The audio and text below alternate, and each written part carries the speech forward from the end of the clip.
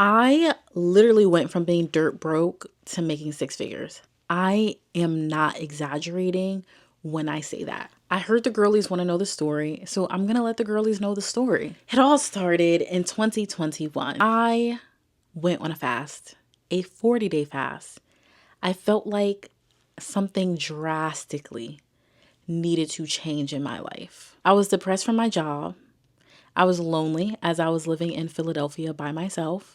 I was disconnected from my church as they ended up shutting down. Everybody was growing in different directions in their careers, whether they were getting promoted or whether they wanted to start a family or whether they wanted to travel or whether they wanted to move and start a new life in a new city. I feel like adulting as a whole and just the transitions that come with that were taking a toll on me emotionally, which impacted my physical health because an outlet to my depression is eating a lot.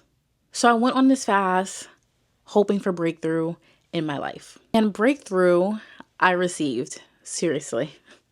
One, I learned a lot of discipline. I did a no sugar fast, so I gave up sweets and I was locked in. And as somebody who was addicted to sugar, I had to do a lot of spiritual maturing within that time to combat that addiction. So I grew spiritually as well. I heard God clearly mention that one of the hindrances for my growth was the job that I was at. I heard to quit, so I quit. Obviously, I wasn't 1000% on board with that, knowing the market, but my faith, oh my God, my faith was so strong coming out of that fast. I was like, this is the will of God. I have to do it no matter the cost. And trust me, it costed. The Lord instructed me to pursue my freelancing business full time, which was writing, social media management, and UGC/content creation. And I did so. I already had a business set up for it, and I already had clients previously because I was doing this as a side hustle. It's insane how when I started doing it full time, the clientele started to decrease. I'm like, why did I have more clients when I was only working on this part time than I have full time?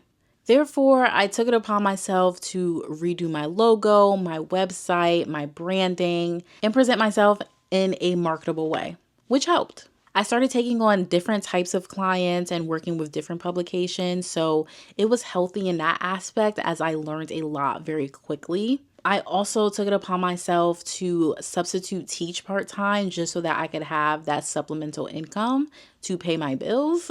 Money for my bills was literally all that I had. I was in this drought for about 7 months. And month to month, I had everything that I needed, right? All of my bills were paid. I did not skip a car note. I did not skip a credit card payment. Everything was paid that I needed. But things that I wanted, such as hair, lashes, nails, new clothes to make me feel confident, just upkeep, because I'm that type of woman. I grew up and my mom was like, always keep yourself together. Just that upkeep, I did not have. Going to coffee shops and just working from coffee shops. I didn't even have the money to go to coffee shops and work from coffee shops. Going to brunch to see my friends. I didn't even have the funds and means to do that. So I was starting to get depressed because of this. And if anybody says your appearance doesn't impact how you feel about yourself and your mental and emotional health, they are a liar. They are a liar. Not true. My confidence took such a hit. Oh my God. Took the biggest hit within these 7 months. Yet I was still pushing through, trying to do the will of God and do this business successfully. It got to a point where I was like, okay, I need income, like substantial income. I am now putting myself in debt just for the upkeep, and it's not healthy. And Lord, I know you do not want me to live like this. So why did you make me quit my job and pursue this full time? Why? I was angry at him. I was depressed. My confidence was lacking. I was having anxiety attacks. I wouldn't leave the room. It was hard for me to even work on my freelance business because I was just in such an unhealthy mental state. I was eating junk. I didn't have good hygiene habits. Nothing. I could not get myself together because everything just felt like it was crumbling. Literally the worst 7 months of my life, and I would not wish that on anyone. My Lord, what was the point of all of this? I was being obedient, and I felt like I was being punished for being obedient. Now that I'm in the position that I'm in, I can say that season was absolutely necessary. I know we do not want to hear that while we're in it, but now that I'm out of it, that season was 1000% necessary.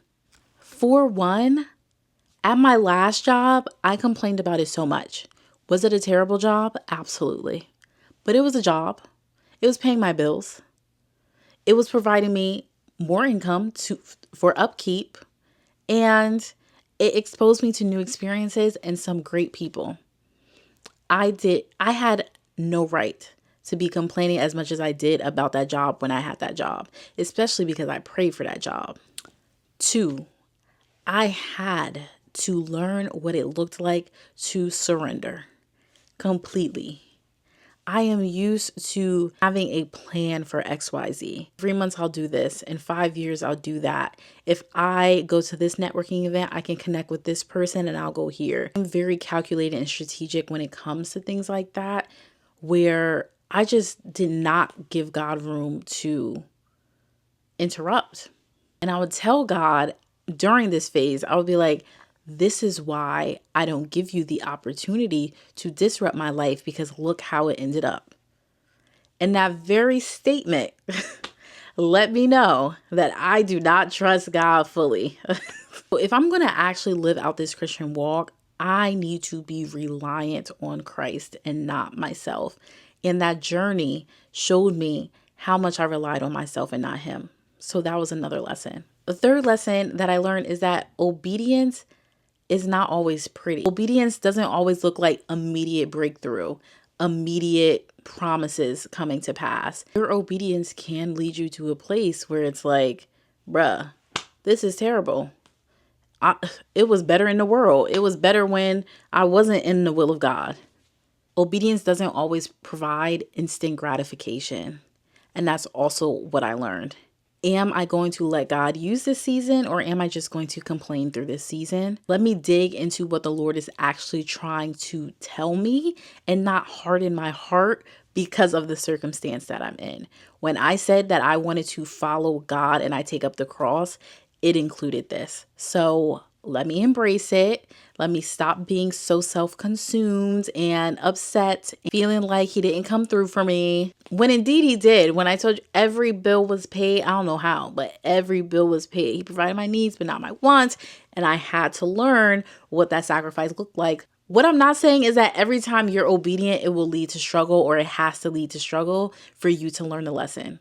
That's not what I'm saying. I'm saying I was hard-headed. So that's how I learned the lesson. But seriously, when I did learn these lessons, something clicked in me. Clicked instantaneously. And I felt the Lord saying that a job was coming soon. And I was like, oh yes. A couple weeks after I got my interview at Meta, made it to the first round. The second round was a couple days afterwards. They offered me the job that evening. Not only did I receive an offer from Meta, but I also received an offer from a different company. So I was going back and forth in my head for about 2 to 3 hours on which position I would take. So I went from literally struggling, making only enough to pay my bills month to month, which is like $1,000 a month, to making 6 figures. And the crazy thing about it is that a freelance job that I took during unemployment period, or I shouldn't say unemployment period, I should say freelancing period. A client I took during this freelancing period influenced one of the interviewers because she knew the work of this individual and what she was doing. And I was that client's social media manager.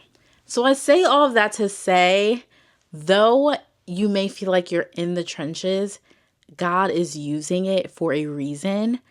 I would beg anyone listening to this who's in that drought to ask the Lord what he is trying to teach you give you the strength to get through it, the confidence to trust, the faith that you have prayed to have in him, that he would give that to you in this season. It will sustain you when you're no longer in that season. That's a promise. Now that I'm out of it and comfortable in a way in my current role, which is just a contract, so I will be looking for work. I don't have as much anxiety about it that I did the first time. Of course, I have my moments, but I am nowhere close to even doubting the power of God because of that season. I refer to that season so much in my day to day now. I reflect on that season almost every other hour, and I just give so much gratitude and thanks to God because of it. Not just because of him bringing me out of the situation, but because of the lessons I learned and how I was able to grow closer in trust and solitude with Christ because of that season. I'm going to attach some songs that I listened to that encouraged me. I want to encourage y'all to listen to it. I don't want this video to get too long, but yes, that is a summary. That is literally how I went from being dirt broke to making six figures. It's so cliche in term, but powerful in action. Trust God. Seriously. Before starting this job, I did not have any connections at Meta. I saw a LinkedIn post come across my feed and I applied. That's why I'm saying trust God. For me to have no connections whatsoever and get that role out of God knows how many applicants at the time, because the market was terrible and still is at the time of me recording this, had to be the grace, the mercy, and the love of God over my life. So yes, I want to encourage you with that. The Lord is not punishing you for your obedience, okay? Obedience doesn't always lead to instant gratification. Obedience can be messy. Ask the Lord what he's trying to teach you, the lessons that he wants you to learn in this season, and fight to express gratitude no matter how you are feeling. Amen.